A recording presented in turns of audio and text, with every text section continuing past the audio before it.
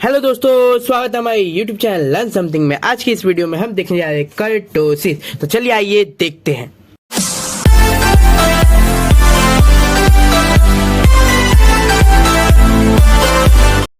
जैसे कि दोस्तों आप देख सकते हैं, हम आगे अपने टॉपिक जिसका नाम है कर्टोसिस। अब कर्टोसिस होता क्या है, यहाँ पे उसका डिफाइन लिखा है, द पीकनेस और flatness of distribution is known as kurtosis. Kurtosis दोस्तों बेसिकली पीकनेस और फ्लैटनेस पे डिपेंड है। पीकनेस मतलब क्या बोले, किसी पहाड़ की या तो चोटी बोले, यहाँ पे हमारा क्या है, ग्राफ आता है, तो इस ग्राफ क्या जो ये ऊपर वाला पॉइंट है उसको हम लोग पीकनेस बोलते हैं। और फ्लैटनेस मतलब हमेशा हमारा ग्राफ तो ऊपर तो जाएगा नहीं, तो यहाँ पे कभी कभी ग्राफ ऐसे हो जाता है, फ्लैट होके आता है, तो उसको हम लोग क्या बोलते हैं, कर्टोसिस बोलते हैं। और पीकनेस दोस्तों बेसिकली हमारा क्या होता है, एवरेज के नजदीक होता है, इसलिए हम लोग इसको पीकनेस कहते हैं।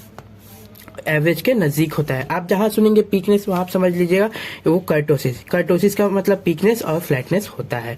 फिर इसके बाद से दोस्तों टाइप्स ऑफ कर्टोसिस। कर्टोसिस के भी कुछ टाइप है दोस्तों। पहला तो हमारा टाइप है क्या है, लेप्टोकैटिक। लेप्टोकैटिक क्या बोलता है, if a distribution is more peak than normal distribution is called leptokurtic. मतलब हमारा जो नॉर्मल यहाँ पे अगर ऐसे साइन वेव कॉस वेव ऐसे बनता है, सो इससे ज्यादा अगर पीक रहा, इससे ज्यादा पीक रहा, तो उसको हम लोग क्या बोलेंगे, लेप्टोकार्टिक। फिर इसके बाद से दोस्तों हमारा क्या है, प्लेटिकार्टिक। अब इसमें क्या है, हमारा क्या है, पीकनेस होगा। यहाँ पे पीकनेस होगा मतलब यहाँ पे पीक वैल्यू मिलेगा, हमें ज्यादा ऊंचा वैल्यू मिलेगा। अब यहाँ पे हमारा और करके फ्लैटनेस दिया, तो फ्लैटनेस हमें किसमें मिलेगा, प्लेटोकार्टिक में मिलेगा। सो प्लेटोकार्टिक क्या बोलता है, if a distribution is flatter than normal distribution is called platykurtic. अब यहाँ पे मैंने एक ग्राफ बनाया, यहाँ पे बनाया था, ये किसके लिए था, लेप्टोकार्टिक के लिए। और फ्लैटोकार्टिक के लिए क्या है हमारा, कि जो ग्राफ है ना हमारा थोड़ा फ्लैट होकर बनेगा, थोड़ा सा ऊपर उठेगा, लेकिन नॉर्मल के मुकाबले थोड़ा छोटा होगा। जैसे ये नॉर्मल अपना ऐसे जाता है ऐसे, तो इसके हिसाब से थोड़ा छोटा होकर ग्राफ बनेगा। तो ये हमारा क्या है, प्लेटिकार्टिक है। फिर इसके बाद से आ जाता है अपना तीसरा जो है लास्ट टाइप, मेसोकार्टिक। अब मेसोकार्टिक क्या होता है, mesokurtic is a normal distribution where mean median mode is same. मतलब जहाँ पे मीन मीडियन मोड तीनों का वैल्यू तीनों क्या होंगे, एक दूसरे के इक्वल होंगे, इसको हम लोग क्या कहते हैं, मेसोकार्टिक बोलते हैं। अब ये तो हो गया दोस्तों हमारे बेसिकली टाइप। आगे चलते हैं। आगे देखिए दोस्तों, तीनों एक ही में बनाया गया है। पहला ऐसा दिखे, ये फ्लैट में बनाया गया है, सो प्लेटिकार्टिक। फिर इसके बाद से थोड़ा सा उठाया गया है, तो ये मेसोकार्टिक, जो हमारा नॉर्मल होता है, नॉर्मल वेव इसको बोल सकते हैं आप। और जो सबसे ऊपर उठाते हैं जिसमें हमारा पीकनेस आ जाता है, तो होता है हमारा लेप्टोकार्टिक। देख सकते हैं आप दोस्तों, कुछ ऐसे होके नीचे गया है। अब तीनों को मैंने एक में आपको दिखा दिया। अब हम लोग देखने जा रहे हैं क्या, कंप्यूटेशन ऑफ कर्टोसिस एंड इंटरप्रिटेसिस। अब ये सब देखने के लिए दोस्तों हम लोग दो चीज पे आएंगे। पहला है एब्सोल्यूट मेजर ऑफ कर्टोसिस और दूसरा है relative measure of kurtosis. Absolute में हमारा क्या होगा, बीटा 2। अब यहाँ पे एक बीटा 2 करके एक अपना वेरिएबल आया है जो किसके इक्वल है, सो म्यू 4। अब म्यू 4 क्या है, हमारा सेंट्रल मूवमेंट, मतलब fourth central movement divide by second central movement का स्क्वायर। अगर आपने सेंट्रल मूवमेंट अगर आपको याद होगा तो हम लोग उसको म्यू आर से दिखाते हैं। और यहाँ पे 4 लिखा है मतलब फोर्थ सेंट्रल मूवमेंट, और यहाँ पे सेकंड सेंट्रल मूवमेंट का स्क्वायर दिया हुआ है। सो उससे हमें क्या मिलेगा, बीटा 2 मिलेगा, जो हमारा क्या है, एब्सोल्यूट मेजर ऑफ कर्टोसिस है। अब रिलेटिव मेजर ऑफ कर्टोसिस क्या है, so coefficient of kurtosis. So उसमें हमारा क्या है, mu 2 is equal to beta 2 minus 3। So हम लोग क्या मिलेगा, कोएफिशिएंट ऑफ कर्टोसिस। अब ये तो थे हमारे बेसिकली कंप्यूटेशन। अब उसके बाद से दोस्तों यहाँ पे इंटरप्रिटेसिस। इंटरप्रिटेसिस मतलब अपना केसेस, कुछ लोग इसको कंडीशन, जो नाम जानते हो वो नाम से आप इसको बुला सकते हैं। सो हमारे पास पहला केस क्या है, मतलब इंटरप्रिटेसिस, कि अगर बीटा 2 अगर 3 होगा, सो हमारा न्यू किसके इक्वल होगा, 0 का, जिसको हम लोग क्या कहेंगे, मेसोकार्टिक। अगर बीटा 2 हमारा क्या होगा, 3 से बड़ा होगा, 3 से बड़ा होगा, और वीक मतलब न्यू का वैल्यू हमारा 0 से बड़ा होगा, तो हमारा ये ग्राफ कैसा आएगा, लेप्टोकर्सिस।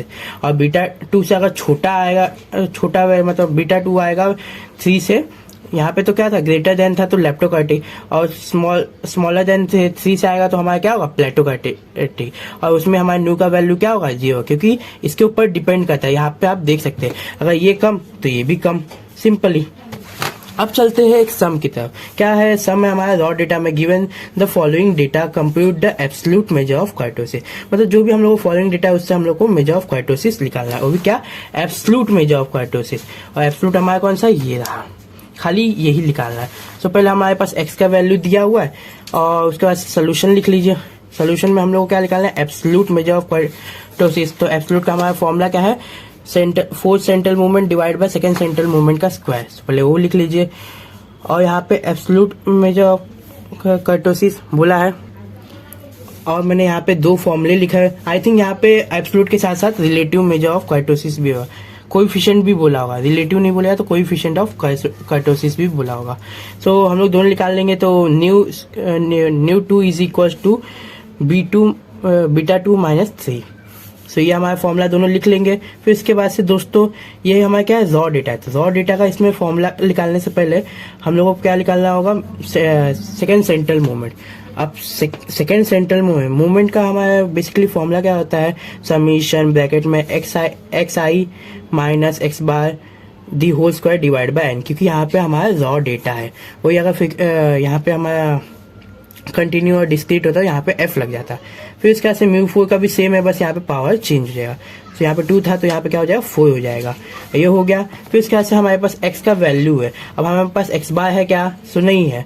तो हम लोग x बार निकालने के लिए हम लोग को डायरेक्टली क्या निकालना होगा, इसका एवरेज। तो x बार हमारा क्या है, वैसे भी एवरेज है। एवरेज कैसे निकालते हैं, 2 + 3 + 7 + 8 टोटल करेंगे तो हमारा क्या होगा, तो डायरेक्टली आप टोटल कीजिए। यहाँ पे 5 होगा, 2 + 3 5 और 5 + 7 12 12 + 8 यहाँ पे हो जाएगा अपना 20 और 20 + 10 30। सो अपना बेसिकली क्या आ जाएगा, यहाँ पे मैं लिख देता हूँ 30 डिवाइड बाय 5 और 5 × 5 5 6 30। तो यहाँ पे मेरा एक्स बार की वैल्यू क्या आ गई, 6 आ गई। अब डायरेक्टली दोस्तों आपको दो चीज निकालना है, एक x माइनस एक्स बार जिसका आप स्क्वायर करोगे तो हम लोग क्या मिलेगा, x माइनस एक्स बार मिलेगा, और उस वैल्यू जितनी वैल्यू लिख लेंगे उसको ऐड करोगे ऐसे तो उसका समीशन मिलेगा, जिससे हम इस फॉर्मूले को सॉल्व करें। और दूसरा हमारा क्या है, x पावर 4, जहाँ x माइनस एक्स बार मिल जाएगा वहां उसको पावर 4 कर देंगे तो हमारा उसका समीशन मिलने के बाद से n से डिवाइड कर देंगे। फिर जैसे ही इन दोनों का वैल्यू मिल जाएगा वैसे ही हमें ऊपर बीटा 2 और न्यू 2 का वैल्यू भी मिल जाएगा। तो फिलहाल फॉर्मूले के हिसाब से जाते हैं। तो पहला हमारा एक्स बार हमें मिल गया, एक्स बार हमारा क्या है, 6 है। फिर उसके बाद से हमें किसकी कमी है, x minus x bar the whole square और पावर 4। इसके लिए हम लोग को किसकी वैल्यू चाहिए, x माइनस एक्स बार। सो इसकी वैल्यू क्या है, एक्स बार की 6 है और x की वैल्यू माइनस कहते हैं 2 में से 6 गया तो डायरेक्टली बचेगा -4, क्योंकि 6 बड़ा नंबर है और उसके पास बड़े नंबर के पास माइनस का साइन है। फिर इसके बाद 3 में से 6 गया तो डायरेक्टली हमारे बचेगा -3। 7 में से 6 गया तो बचेगा 1, 8 में से 6 गया तो बचेगा 2, 10 में 6 गया बचेगा 4। अब इसका स्क्वायर कीजिए, क्योंकि हम लोग x minus x bar the whole square का वैल्यू चाहिए। -4 का भी स्क्वायर +16 होता है और +4 का भी 16 होता है। फिर इसके बाद से 16, 3 का स्क्वायर 9, 1 का 1, 2 का 4, 4 का 16। फिर इसके बाद से इसके ऊपर आप मत ध्यान दीजिए, अब स्क्वायर का स्क्वायर कीजिए ताकि हमें इजीली वैल्यू पता चले। 16 का स्क्वायर होता है 256, 9 का क्या होगा 81, 1 का 1, 4 का 16 और 16 का 256। अब अपना साइंटिफिक कैलकुलेटर आप उठा लीजिए और इसको मेरे जैसे ऐड कीजिए। सो मेरा यहाँ पे क्या है, इसको पहले ऑन कर लेता हूँ। 16 + 9 + 1 + 4 + 16 इक्वल क्या, इक्वल करने में देखिए 46 आ गया मेरा अभी। अभी उसके बाद से इसको ऐड कीजिए।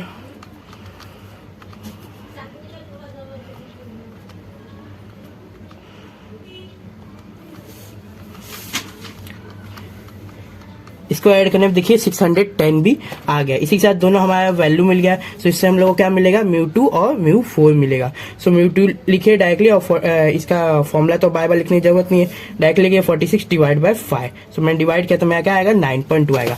अब एक बार खुद से भी डिवाइड कर लीजिए, देखा 46 डिवाइड बाय 5 देखिए 9.2। अब μ2 की वैल्यू निकल गई। सो अब हम लोग को किसकी वैल्यू चाहिए, μ4 की। अब खाली फॉर्मूले में 610 रखना है और इसको 5 से डिवाइड करना है। देखिए मैंने डिवाइड किया तो मैं क्या है 122। अब μ4 की वैल्यू निकल गई। अब बेसिकली फॉर्मूला क्या है बीटा 2 का, सो μ4 डिवाइड बाय μ2 का स्क्वायर। एक इसका फॉर्मूला है बीटा 2 का।